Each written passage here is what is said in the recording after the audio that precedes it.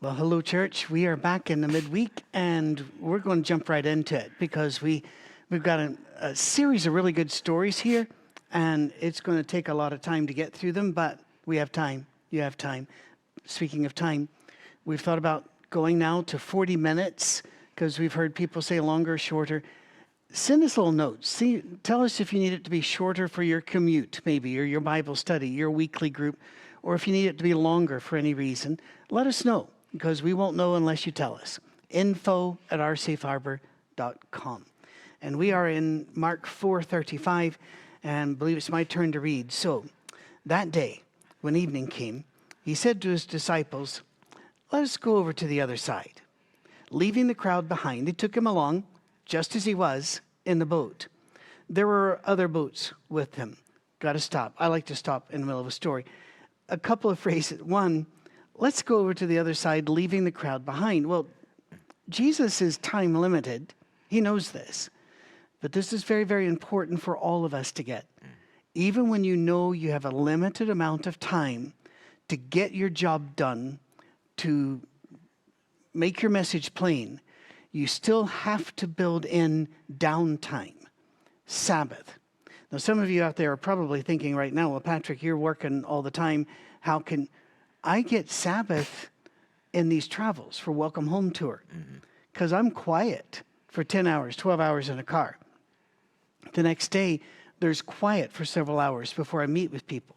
So my Sabbath is built in to my work. But without Sabbath, I couldn't do my work. Jesus needs to get away from people every now and then. It almost never works. But in Mark, we see him more often trying to get away than we do the other Gospels. And I have to wonder if Peter wasn't like that sometimes, and that's why he picked up on it, and that's why it's more often in here. We tend to see what we tend to see in Jesus what we see in us. I think sometimes to bolster us up a bit.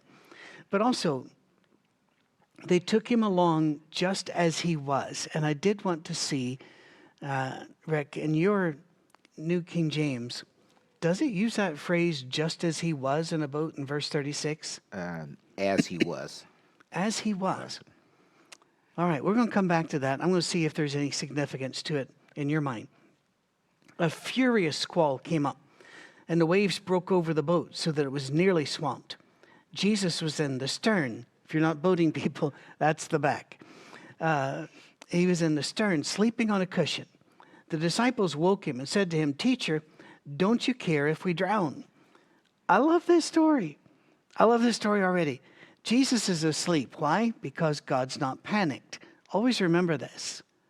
Why isn't God panicked? Because God knows the end of the story. We don't. So we see a storm. Excuse me. We see wind and waves. We're terrified. He's not terrified. But then they wake him up, kind of like, we're all going to die here. We don't want you to miss it. I mean, what would be his contribution at this point? If they're all bailing, what would Jesus do? If they're all rowing, what do you want him to do? It's basically, God, don't you care? Sorry, I don't know why I'm coughing, but I am. I got to admit, I've said this to God. I've said this to God a lot. God, don't you care? And so this story's in here for a reason. He got up, rebuked the wind, and said to the waves, "Quiet, be still."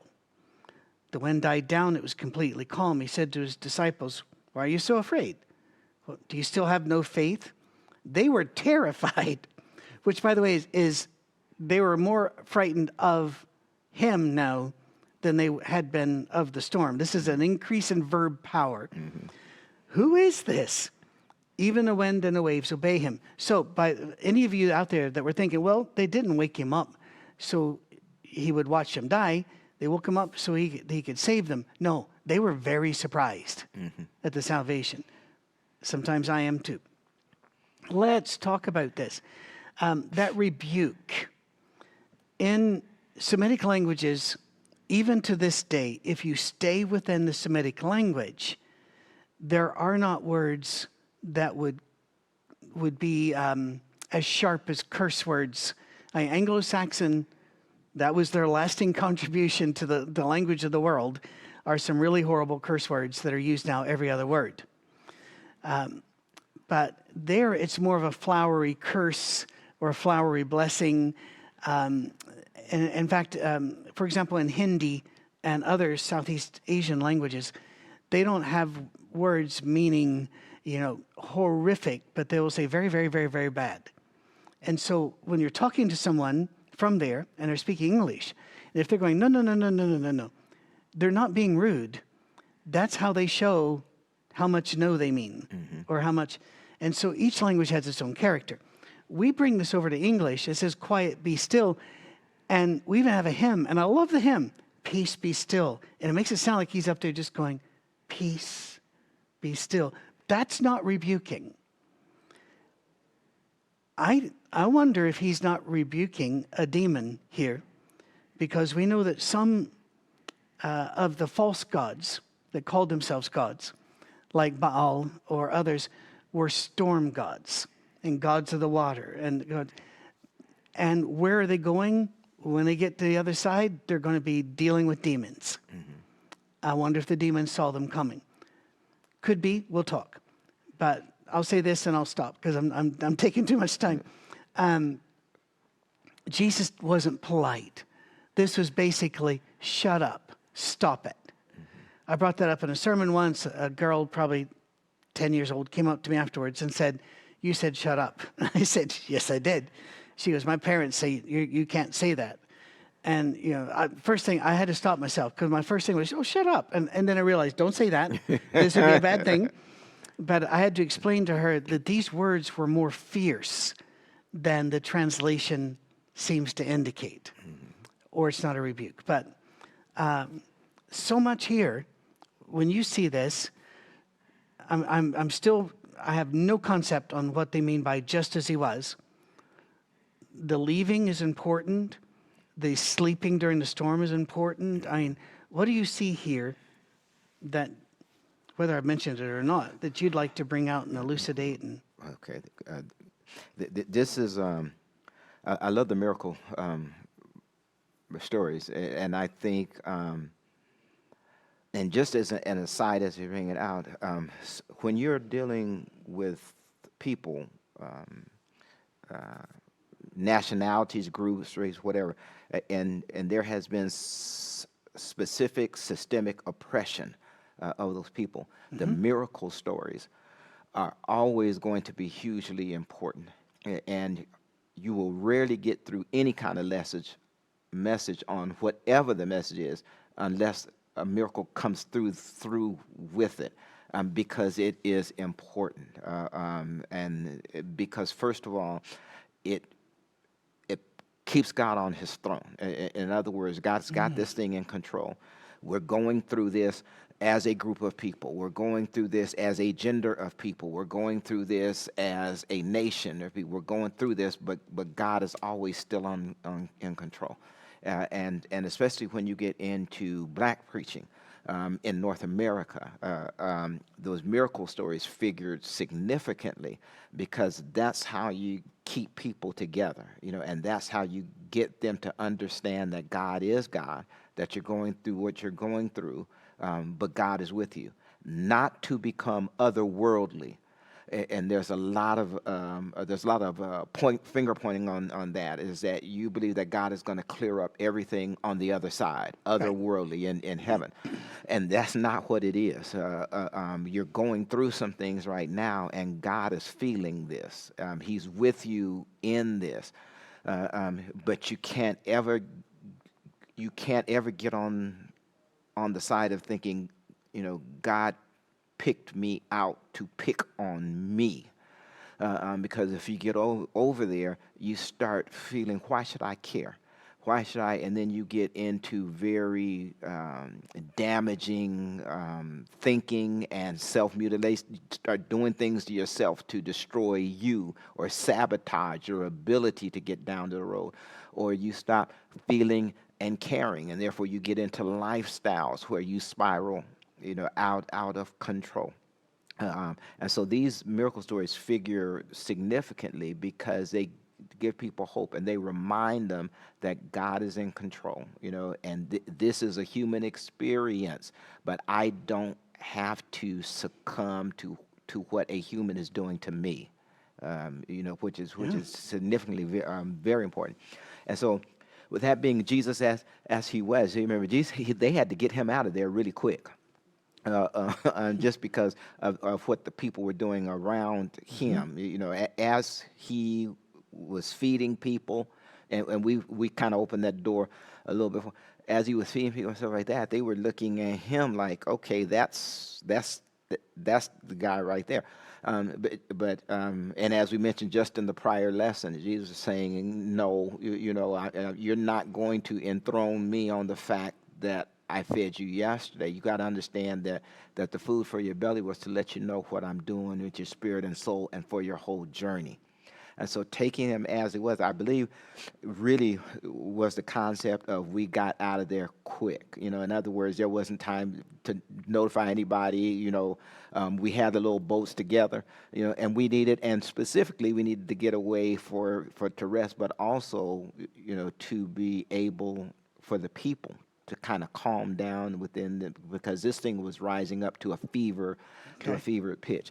And so I think that's more of the occasion there to them, because it was, sometimes you read about Jesus, saying goodbye to somebody or visiting this person's house on their way out. Well, this is not that time. And increasingly as we move through the gospel story, and the miracles, the gospel stories, we'll start picking up that Jesus is you'll start getting a sense he's on the run more, if that makes, he's moving a little bit faster. He's moving with deliberate determination because there's some place he's got to be. In one of the gospels, I think it's the widow of Nain, Jesus is going into the city and there's a death party coming out of the city, and he stopped long enough to heal that. But if you read that narrative there, you really get a sense that Jesus said, I got to go. I got to be at the next one. But he stopped long enough to do this thing. So you know. I always wanted that to be longer. Yeah. That seemed like such a dramatic moment. Yeah. I really wanted that story to unspool, but it doesn't. Yeah. Can I go on a little bit more? Oh, please. Yeah. Okay.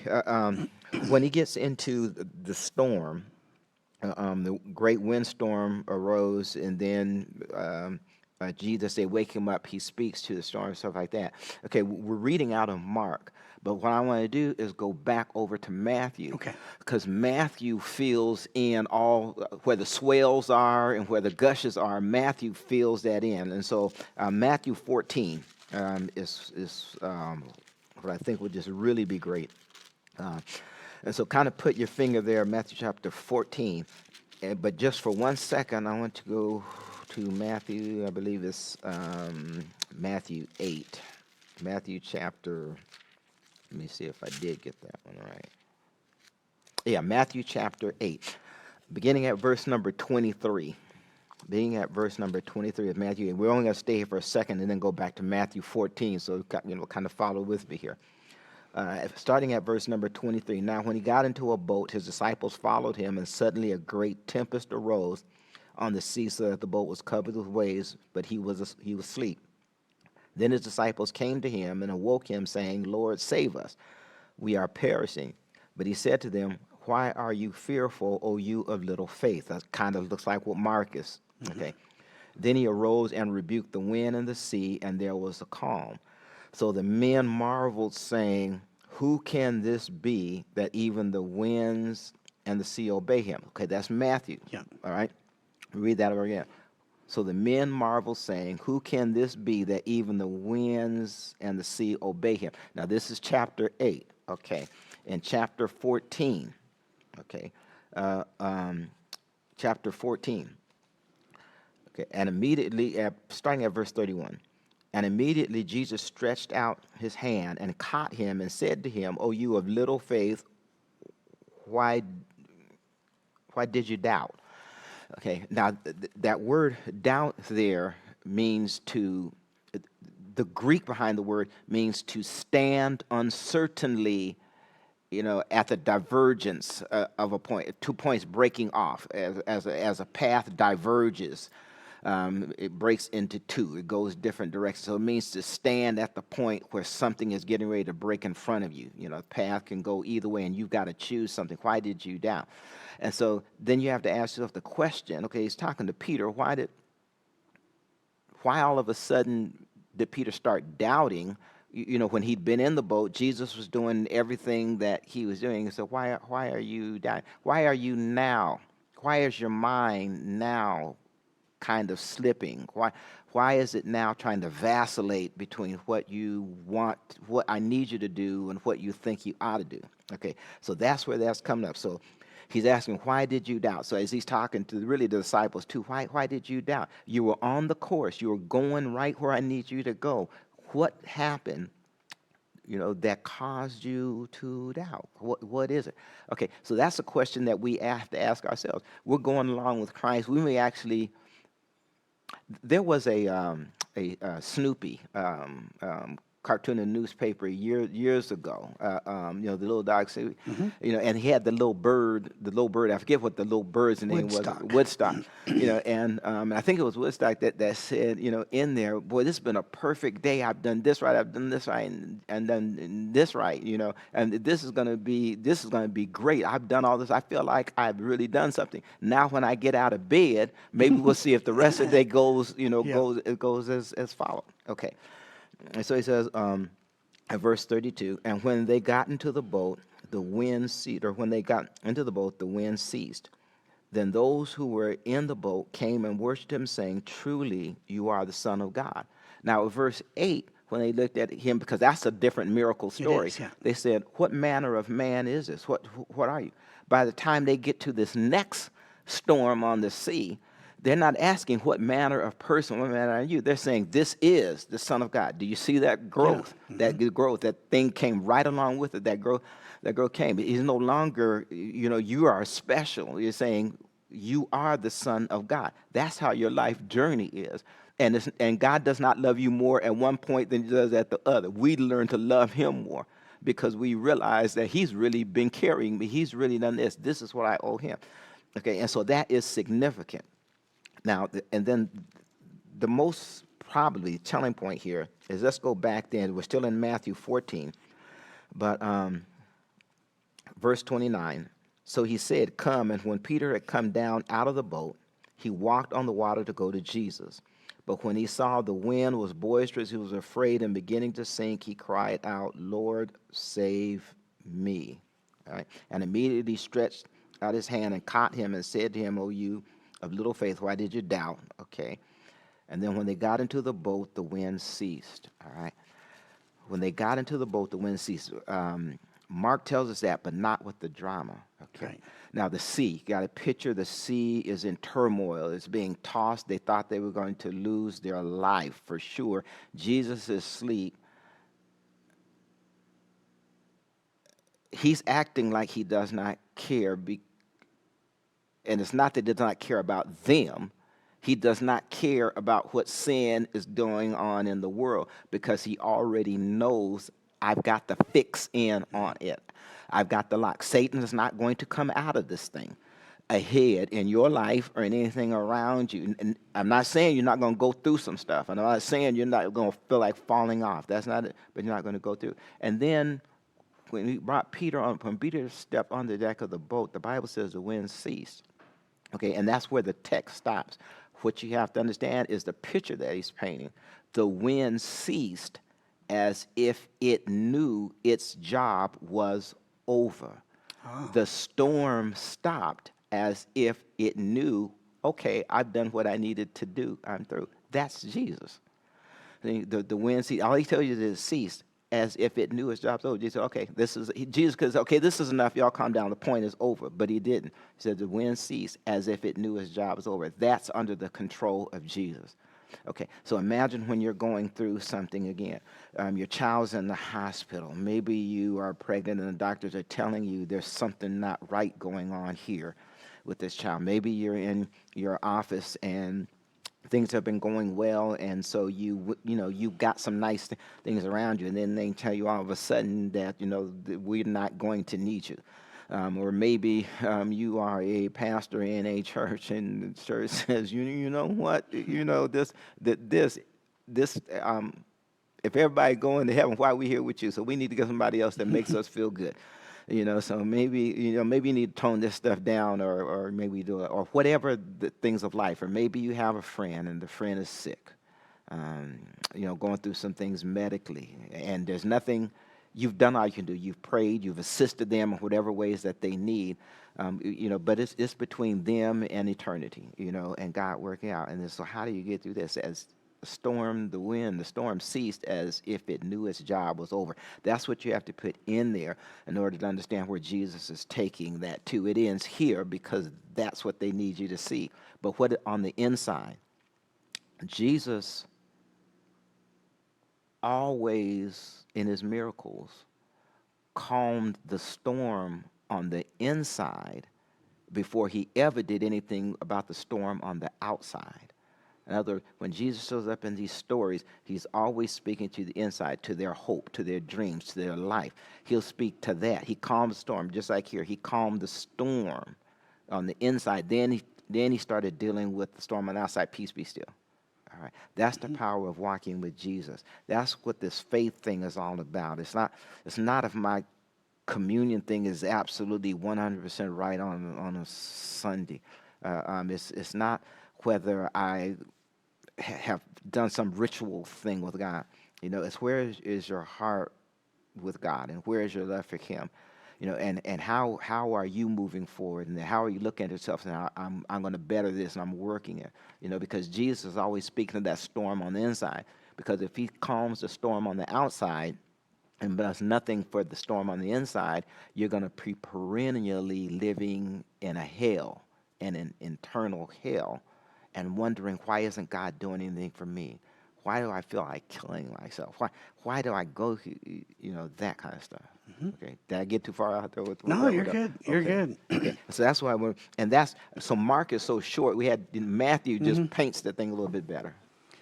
And Mark will always be short when Peter's in a bad light, because Exactly. because these are Peter's messages, and he leaves that out often. Why are you so afraid? Do you still have no faith? The thing is, in verse 40 of Mark 4, I'm sure he has said that to me many times in my life, because the comedian Woody Allen, back before all of his other issues made the news, and he was just looked upon as a director, writer, and comedian. He cribbed off of Alexander Graham Bell's, no, it wasn't it, Samuel Morris. I think the first telegraph sent was, "What hath God wrought?" And Woody Allen said, "What hath God wrought lately?" And his audience laughed. Well, when I heard that when I was a teenager on a record, I think. I'm not going to explain what records are to those of you under 40. And I can think, my first thought was, well, that's blasphemous.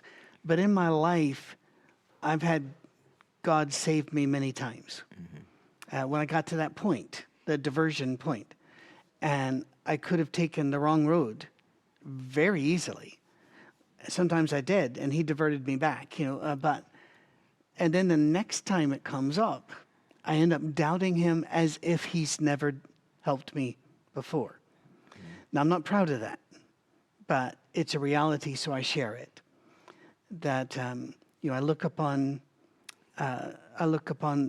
my own life and find that Jesus saves me. I say thank you, and the next time I wonder, will he save me? But we also see this a lot in the dying. I've worked with a lot of dying people, because in neuroscience you do that, in psychology you do that, but also as a pastor you do that. And I don't know what the experience is in the black church or in your personal family. I find that there are those who take their last breath with joy and have no doubt along the way. But then there are others, and I don't want to say the majority, because to do that I'd have to have a larger sample size. But in my experience, a lot of very faithful Christians stumble with fear those last couple of years or the last couple of months when they know they're dying. And it's almost as if, I hope I put my bet on the right side of the table. And my response to them always is that you're fine, you're covered by grace, you are saved. And if you doubt, welcome to the human race, because Jesus' best friends doubted. And then I remind them that they're not afraid of death. They're afraid of dying. And that all of us are afraid of dying. That process is completely unique for each person. It's never been walked before. Nobody can walk with you, although hospice people are angels. But doubt is not sin. Doubt that makes you freeze in place and look for someone other than Jesus to save you can certainly turn into sin. But doubt by itself is not sin. It is part of being human and not knowing the entire story. I'll toss it back over to you. You can go with that, or we can move on. It's up to. Oh man, this is we can change the world talking about these miracles through here. I want to bring up a name, and that is James Cone. James Cone, and for those many in the audience will recognize the name, some of you might not. Some of you may have heard of liberation theology and or third world theology. And that's in today's thinking, we've come to understand that maybe third world isn't the best way to talk about that. Nations. So yeah, and so it's and it falls under. But anyway, it comes under that liberation. Well, James Cone particularly dealt with his seminal book was Black Theology, Black Power, and it was not talking about black power, the street thug, aggressive. That wasn't it. It was black power, like what is white power? What is Latino power? It was that kind of thing. Black theology, black power. How do these things work together, or how does theology speak to one, and how does the street and the learning and what's going on in people's lives speak to the other? But James Cone is the one that advanced that whole foundation. In other words, how do you look at the life of Christ, and how do you look at the life of Christ without understanding that he came to heal, and sustain, and put back together, and to make sure that people treat each other fairly and go forward. How do you call yourself a Christian if you don't get that from what Jesus is doing? And he and a thought came across in his writing was he called it the doubt of faith. The doubt of faith.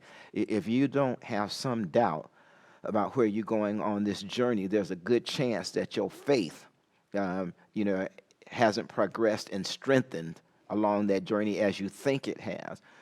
Because if you are a person of significant faith, you're going to have had some significant doubts along the way. And he said the doubts, are not to betray or demean you as a person. They're there to increase your faith and to get you to go forward and move in it, because when you start doubting, you go back and rethinking, you start, questioning, and the majority of times when you do that, you come out with fresh ways of looking and seeing. And he said, well, look at America, look at the way we're going. If you do not have a doubt, in your faith, then where have you been? Because, Jesus is moving you all. We're moving through some territories where we hurt about the things that we see around us and the conditions that are around us, and why can't I do more? Why does the nation do more? That's a doubt there, but the doubt does not become a paralysis. It does not lock you down, but it opens you up to keep thinking about what God is doing. What am I seeing? What do you want me to do? And he calls it the doubt of faith. And he took a lot of heat, because that was an underlying fact that you're going to live with this doubt. Okay. And then kind of bringing it forward to people that are nearing death, maybe, or either death is looming out there somewhere. And if a person has been and you find this more so in very legalistic faith traditions. Almost by mandate, you're going to find them in legalism, because legalism, the way legalism in religion works is they force people to think a certain way about us in this particular group, and we're the in crowd with Jesus, and nobody else is in with him but us. Okay, and so when we do that on this human level, then basically we take Christ off the throne, all right, and we put his Bible on the throne. And now people might say, okay, Rick, okay, you got to help me now. You know, you've been teaching a while, so run on with that again. Okay, give you an example. When I was working on one of my degrees, I don't know if I was a doctorate degree, we had a speaker from Africa. No, there was a speaker. We were being told the story about a speaker. He was from Africa. And he took the Bible, and he read the Bible. Then he took it over to the window and threw it out the window. And he said, I just threw your Jesus out the window. You know, so what do you think of that? You know, because the literal they were following the literal interpretation. And he said, this is not where Jesus was going. He was pointing you toward the real life internal of what you do. So now that I just threw your Jesus out the window, what are you going to do? Because he's out there. Now, if your Jesus is head of your life and in your life and is alive and real, then you've got to keep going on this journey till you get him, you know, till he works through you and stuff like that. In other words, let him be real. And that's a powerful thing. And when you get in legalism, because one way they keep members or keep people is by threatening them. Okay. Oh yeah. And even when you get clear of that, sometimes that psychology of doubt still hangs back there, and some of them will come up every now and again. One of the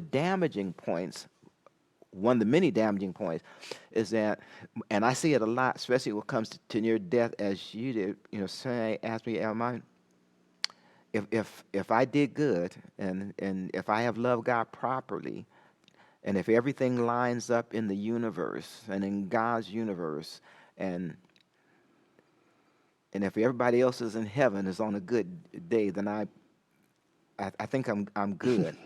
Okay, and so you have to ask yourself, how does that sound to somebody who's not a Christian that's thinking about faith? What's the point? Yeah, how does that sound to them? You mean, especially if that person looks at you and say, you're the best Christian I know. You've given all this to me, and you're saying, you know, I believe I'm in, but I may have done something, sure, but I keep repenting. You know, I may, and that's the damaging part of any faith tradition that has that component stuck in that legalism, is that you get that instead of being assured that God's got me by His grace. I have some bad days, I have some good days, but God, you remember He said, Lord, all those you put in my hand, I've got them. I've got them. They are mine. I'm going to bring them through. And I hate that. And the closer that person is to you, the more you're going to see some hurt in it, especially if they really believe it. Is that you know they're entering this dark time when they should be rejoicing in Jesus. In other words, okay, you know, like when you see a person, I'm ready for Christ to come, and I've seen, I'm ready, Yeah. I'm ready to go. And then the other ones are, you know, and you're praying about them in a whole different kind of way because that doubt now is starting to turn against them, you know. Yep. And you know, and so that's a critical thing to help people to allow God to be God and to allow Him to minister His word in this world without us co-opting it for our particular purpose to do something particular that we need to do with it or want to do. Is we always got to be open to let God keep looking at ourselves as we talk about our word. What is God doing? And let Him do that. And that, I think that's important. It is. And we've only got about 5 or 6 minutes.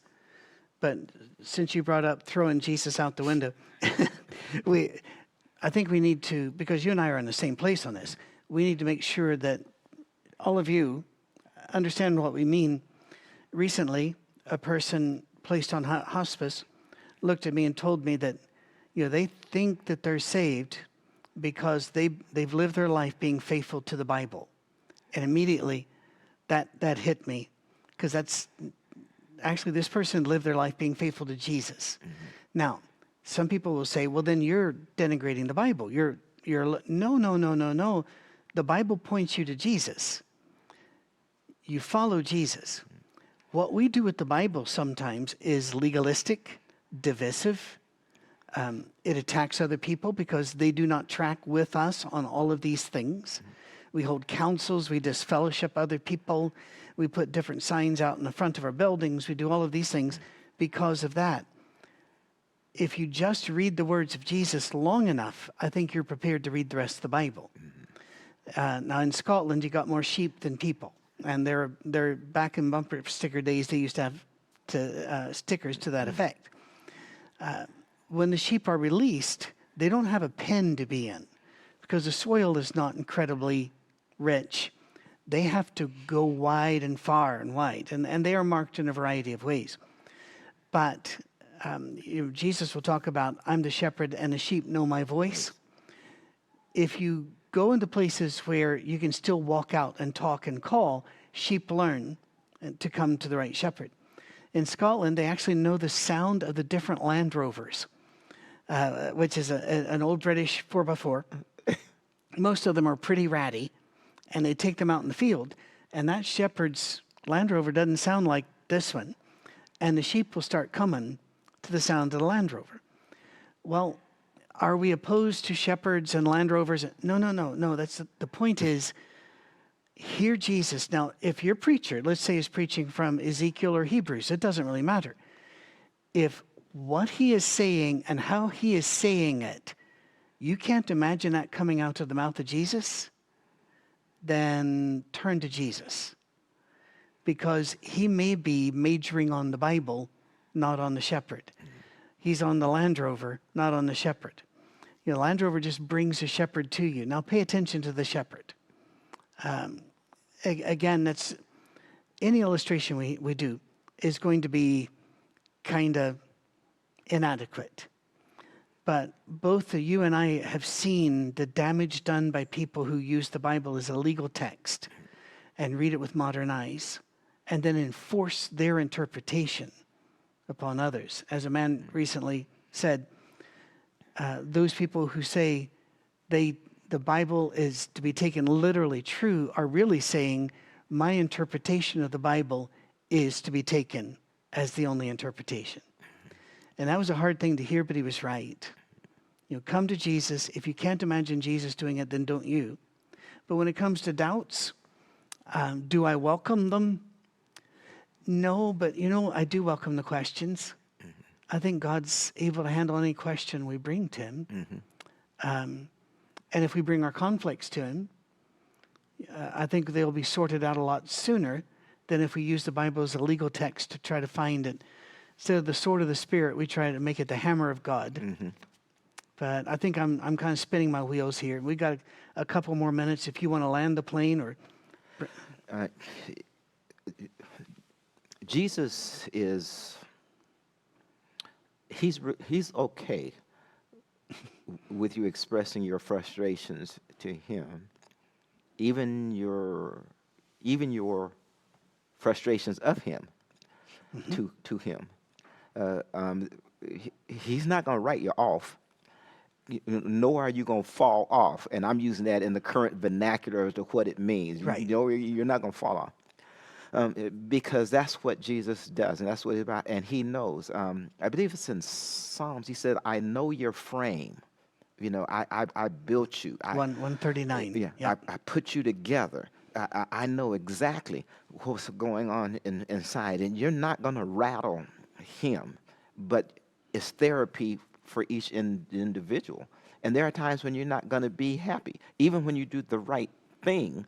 You're not going to be happy because this person made me mad, or either they hurt me, they really hurt me, and they didn't have to, or they didn't care anything about me, or this, whatever it is. You take it to him, and he understands. More than that, you're allowing him to be your therapist also. There you are. Which is extremely important, because there's some things that you don't want to say to a person because you don't ever want them to come out of your mouth toward that person. but you are in the position where you have just had it, you know. And I can remember personally a time when I went to I drove to a park, and I drove as far up in the park as I could, you know, and then when I got past that, I hiked all the way up to as high as I could, and then I started shouting about the problem I was because there was Wow. nobody out there, and I just I was mad, and I didn't, you know, and I didn't want to embarrass myself around other people, and I didn't want to, but you know, and I can remember tears and I was after, but after it was all over, I felt good, Wow. and that may have been too. I was up there, and I felt like I was closer there, whatever, but I felt better, you know. I said, you know, and I didn't have to take any medicine, you know, I didn't, you know, I didn't have to go, you know, I Right. mean, and I was good, and I came back down, you know, back, and I'm, you know, smiling. See, my luck, after I'd done all that, I'd walk around a corner and there's a camp meeting revival of all the Revival. people I know, right? But I guess we'll close it by saying I saw an interview with Billy Graham where he was asked by the interviewer, did he have any doubts? And he said, since the day he was saved until then, and I believe he was in his 80s or so then, he said, I've not had one doubt. Now, I can't say that. I'm not sure I can say that over a period of weeks or months. But what I can say is that I am saved. That God does love me, even if I don't feel like I'm being loved. So they're learning, but they're not going to get it either. They're not going to be perfect either. So we don't bind perfection on anyone, and your doubts are welcome here. Your questions are welcome here. Let's wrap it up, and next week we will launch ourselves into chapter 5, which are two massively important, fascinating stories. So who knows how long it's going to take us to get through those. Thank you, brother. All right, you as well. Cheers.